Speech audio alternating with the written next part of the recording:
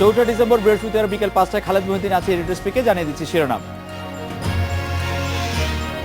সম্মেলন উপলক্ষে 70 কিলোমিটার সড়ক খুঁড়ে তরুণ বানাচ্ছে বগুড়া আওয়ামী লীগ, উদ্বিগ্ন সড়ক বিভাগ।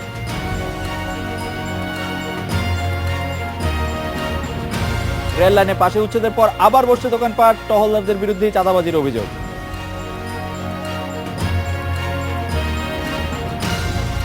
টানা গাড়ি চালানোর কারণে বাড়ছে দুর্ঘটনা, মহাসড়কে চালকদের জন্য বিশ্রামাগার বানানোর পরামর্শ।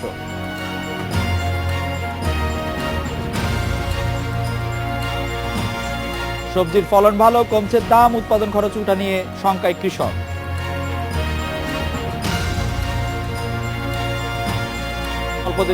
চলচ্চিত্র উৎসব শুরু, 5 ভেন্যুতে দেখা যাবে 40 দেশের 200টি ছবি।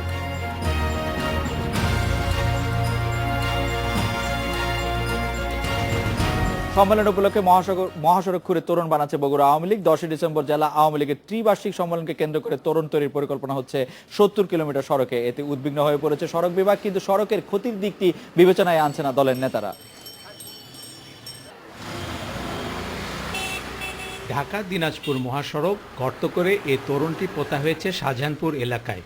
বগুড়া শহর ও আশেপাশে এখন পর্যন্ত সড়কের ক্ষতি করে তোরণ তৈরি করা হয়েছে গোটা 40-এ, কিন্তু হবে শত শত। আওয়ামী লীগ নেতারা বলছেন সম্মেলন হবে 10 বছর পর, তাই প্রচারে কিছুটা জাঁকজমক থাকবে, সেটাই স্বাভাবিক। এই জন্য সিরাজগঞ্জের শেষমাথা থেকে শুরু করে গাইবান্ধার গোবিন্দগঞ্জ পর্যন্ত বগুড়ার উপর দিয়ে যাওয়া মহাসড়কটি 70 কিলোমিটার এলাকাতেই থাকবে এরকম তোরণ। রাস্তাঘাট মানুষের প্যানেল গেট দিয়ে মানুষের সুসজ্জিত করছে, এখনো করা শেষ হয়নি, তারা এটা করতে থাকবে। আমি মনে করি এই সম্মেলন সাধারণ মানুষের মধ্যে একটা আলোড়ন সৃষ্টি হচ্ছে। এরকম প্রচারে সড়কের কি হবে তা নিয়ে নেতাদের মধ্যে ভাবান্তর না থাকলেও চিন্তিত সড়ক বিভাগ। যে কোনো কারণেই এইসব রাস্তা খোঁড়াখুড়ি করা উচিত নয়, কারণ রাস্তা খোঁড়াখুড়ি করলে একদিকে যেমন রাস্তার স্থায়িত্ব নষ্ট হয়, রাস্তা ভেঙে যায়, এবং এই ধরনের কাজের ফলে রাস্তার স্থায়িত্ব নষ্ট হয়। কেবল সরকারি কর্মকর্তা নন, চোখের সামনে সড়কের এমন ক্ষতি দেখে বিরক্ত এলাকাবাসীও, কিন্তু কাউকে কিছু বলতে পারছেন না তারা। এটা কি ওদের তো পৈতৃক সম্পত্তি না, রাস্তার উপর মিছিল করবে? যদি কোনো সময় মিটিং থাকে তারা আলাদা একটা মাঠ করবে, সেখানে যত গল্পগুজব করবে, নিরীহ মানুষের প্রাণ নিয়ে তাদের এগুলো করা ঠিক না। গেটটা তো চাপাই করছে, রাস্তা করে করছে, তাতে তো ওরা জায়গা খাইয়ে দিচ্ছে, দুটা গাড়ি একসাথে আসলে সেটা দুর্ঘটনা হওয়ার সম্ভাবনা থাকে। মহাসড়ক রক্ষায় ব্যবস্থা নিতে পুলিশকে অনুরোধ জানানো হবে বলে জানিয়েছে সড়ক বিভাগ। এই জন্য একটি চিঠিও লেখা হয়েছে। Hasibur Rahman Bilu, independent news, Bogura. এই বিষয়ে আরো কথা বলতে আমাদের সঙ্গে যোগ দিচ্ছেন আওয়ামী লীগের যুগ্ম সাধারণ সম্পাদক জনাব জাহাঙ্গীর কবির নানক। নানক ভাই, আপনাকে আমাদের অনুষ্ঠানে স্বাগত। আমি প্রথমেই জানতে চাইবো যে রাজনৈতিক কর্মসূচি পালনে তরুণের গুরুত্ব বা প্রয়োজনীয়তাটা আসলে কি?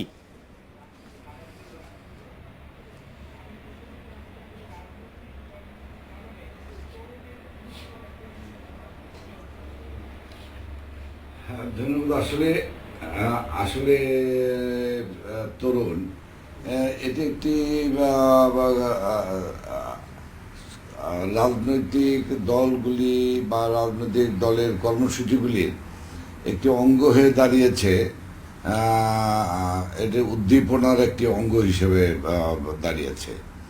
তো সে কারণেই বিভিন্ন কাউন্সিলকে কেন্দ্র করে, জনসভাকে কেন্দ্র করে এই তরুণগুলি করা হচ্ছে। নানক ভাই, রাজনৈতিক কর্মসূচি নিয়ে যে আপনি উদ্দীপনার কথা বললেন, যার অংশ হিসেবে আপনি তরুণের কথা বললেন, এতে করে যে সড়কের কিছুটা ক্ষতি হচ্ছে, সাধারণ মানুষের দুর্ভোগ হচ্ছে, সেই বিষয়টি আমাদের বগুড়ার প্রতিবেদন থেকে উঠে আসছে। আপনি এই বিষয়ে আপনার পর্যবেক্ষণ কি?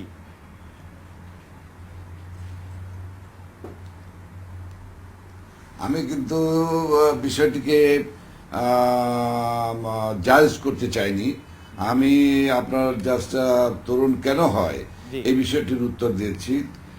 যে বিষয়টি আমি দেখলাম এইমাত্র আপনাদের প্রতিনিধির, বগুড়া প্রতিনিধির বিভিন্ন সাধারণ মানুষের প্রতিক্রিয়া, এই প্রতিক্রিয়ার সঙ্গে আমি দ্বিমত পোষণ করি না। আমি ওই দেশের একজন সাধারণ মানুষ, কাজেই সাধারণ মানুষ থেকে আমি কোনো ব্যতিক্রম মানুষ নয়।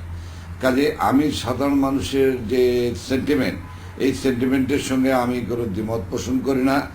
আমি মনে করি যে রাস্তায় তরুণ হলে মানুষের যান চলাচল স্বাভাবিক জীবনযাত্রা ব্যাহত হয়। এ বিষয়গুলি সকলের সংশ্লিষ্ট সকলে একটু সতর্ক দৃষ্টি রাখা উচিত। নানক ভাই, আমাদের সঙ্গে বগুড়া সড়ক ও জনপথ বিভাগের নির্বাহী প্রকৌশলী মোহাম্মদ জাহাঙ্গীর আলম আছেন। আমরা জনাব জাহাঙ্গীর আলম, আপনার কাছে জানতে চাইবো যে এই যে সড়ক ও জনপথ বিভাগের আওতায় থাকা সড়কে তোরণ এবং সাইনবোর্ড বসানোর জন্য রাস্তা খোঁড়াখড়ি করা হচ্ছে, এতে কি আসলে রাস্তার বড় কোনো ক্ষতি হবে বা কোনো আশঙ্কা রয়েছে, এবং তারা কি আপনাদের কাছ থেকে যথাযথ অনুমতি পূর্বানুমতি নিয়েছেন কিনা? জনাব জাহাঙ্গীর আলম। ধন্যবাদ ইন্ডিপেন্ডেন্ট টেলিভিশন কর্তৃপক্ষকে। আসলেও সড়কের ক্ষতি কয়েকটি কারণে হয়। তার মধ্যে একটা হচ্ছে অবৈধভাবে গড়ে ওঠা হাট বাজার, অবৈধ স্থাপনা এবং রাস্তা খোঁড়াখুড়ি, যে কোনো কারণে খোঁড়াখুড়ি করা হোক, আসলে কিছুটা হলো আমাদের সংস্কৃতিরই অংশ। বিভিন্ন পূজা পার্বণ, বিভিন্ন উৎসব বা কিছু রাজনৈতিক কর্মসূচিতে রাস্তাঘাটে কিছু তোরণ নির্মাণ করা হয়। তোরণ নির্মাণের ফলে যেটা হয়, আসলে আমাদের রাস্তাগুলা আমরা বিভিন্ন লেয়ার বাই লেয়ার কম্প্যাকশন করে আসি। তো যখন এই সব তোরণ বা অন্য কোনো কারণে রাস্তা খোঁড়া হয়, তখন সেইখানে যে শক্তিটা রাস্তা থাকার কথা, যে কম্প্যাকশনটা থাকার কথা, সেটা থাকে না। ফলে ওইখানে একটা গ্যাপ তৈরি হয়। পরবর্তীতে আমাদের এটা একটা বৃষ্টিপ্রবণ এলাকা, যখন ওই ফাঁক দিয়ে বা ওই জায়গাতে পানি ঢুকে, তখন রাস্তাটা আসলেও দুর্বল হয়ে যায়। ফলে রাস্তার কন্টিনিউটি নষ্ট হয়। তাছাড়া এই ধরনের কর্মকাণ্ডের ফলে যেটা হয় যে একটা দুর্ঘটনার আশঙ্কাও বাড়তে পারে আর কি, থাকতে পারে। জনাব জাহাঙ্গীর আলম, আপনি খুব চমৎকার বলেছেন। এই যে খোঁড়াখুড়ির কারণে যে মানে রাস্তা যে ক্ষতিগ্রস্ত হচ্ছে, এই ক্ষতিপূরণ করতে এর ব্যয় কি যারা তোরণ করতেছে তারা নির্বাহ করবে? তারা কি এই ব্যয়টা দিবে আপনাদের, এই যদি আপনারা এটা ক্ষতিপূরণ করতে চান রাস্তা?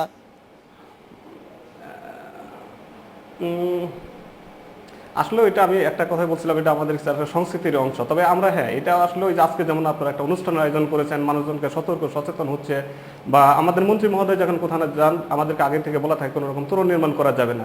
এরকম সবাই যদি এগিয়ে আসে, বা রাজনৈতিক দল বা সামাজিক সাংস্কৃতিক সংস্থা যারাই আছে, যে এর মধ্যে আসলে জনপ্রতিনিধি, সুশীল সমাজ, সবাইকে এগিয়ে আসতে হবে যে না, আসলে এই ধরনের কর্মকাণ্ডের ফলে আমাদের জাতীয় সম্পদের ক্ষতি হয়। রাস্তা আমাদের জাতীয় সম্পদ। এই জনাব জাহাঙ্গীর আলম, আপনাকে ধন্যবাদ। নানক ভাই, আপনি নিজে সরকারের দায়িত্বপূর্ণ পদে অধিষ্ঠিত ছিলেন। আমরা জাহাঙ্গীর আলম সাহেবের কাছেও শুনলাম যে মন্ত্রী প্রতিমন্ত্রীরা কিন্তু তোরণ করতে নিরুৎসাহিত করেন, কিন্তু এরকম তোরণ হয় সংস্কৃতির অংশ হিসাবে। সেই বিষয়ে আপনি কি কোনো আওয়ামী লীগের যুগ্ম সাধারণ সম্পাদক হিসেবে আপনি দলের পক্ষ থেকে কোনো উদ্যোগ নেবেন কিনা?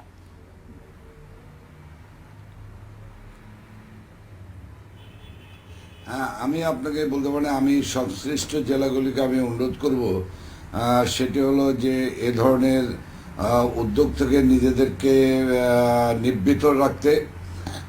এ ধরনের তরুণ করলে, জনাব জাহাঙ্গীর আলম যে কথা বলেছেন, আপনি বলেছেন যে আমি নিজেও মাননীয় নেত্রী আমাকে স্থানীয় সরকার মন্ত্রণালয়ের দায়িত্ব দিয়েছিলেন। আমিও যখন এই মন্ত্রণালয়ের দায়িত্ব পালন করেছি, তখন সকলকেই আমি নিবৃত করার চেষ্টা করেছি। আমি বলতে পারি, আমি ওনার সঙ্গে একমত যে এই রাস্তার স্থায়িত্ব নষ্টই শুধু হয় না, যে কোনো সময় বড় ধরনের হাইওয়েতে যে কোনো বড় ধরনের দুর্ঘটনা ঘটে থাকার সম্ভাবনা থাকে। কাজে আমি বাংলাদেশ আওয়ামী লীগের যুগ্ম সাধারণ সম্পাদক হিসাবে আমি সংশ্লিষ্ট জেলাগুলিকে অনুরোধ করব যে এ ধরনের হাইওয়েতে কোনো ধরনের তোরণ, যে তোরণগুলি মানুষের জীবনের ঝুঁকি সৃষ্টি করে, এ ধরনের তোরণ থেকে নিজেদেরকে নিবৃত করুন। তরুণ ব্যক্তি রেখে অন্য অনেক পন্থা রয়েছে যে পথে নেতাদেরকে স্বাগত জানানো যাবে, বা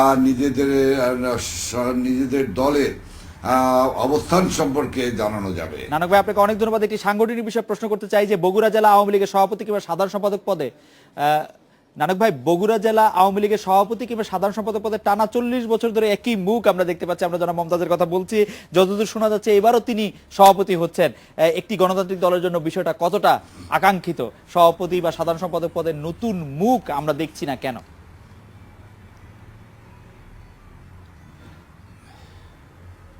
দেখেন, প্রথমত বিষয়টি হলো যে বাংলাদেশ আওয়ামী লীগ একটি গণতান্ত্রিক সংগঠন। বাংলাদেশ আওয়ামী লীগ শুধু গণতন্ত্রের কথা জনগণকে জনগণকে শোনায় না, আর দলের ভিতরে অগণতান্ত্রিক চর্চা করে না। বাংলাদেশ আওয়ামী লীগ একটি ইনার পার্টি ডেমোক্রেসিতে বিশ্বাস করে, সে কারণে বাংলাদেশ আওয়ামী লীগের দলের ভিতরে গণতান্ত্রিক চর্চা অত্যন্ত প্রবল।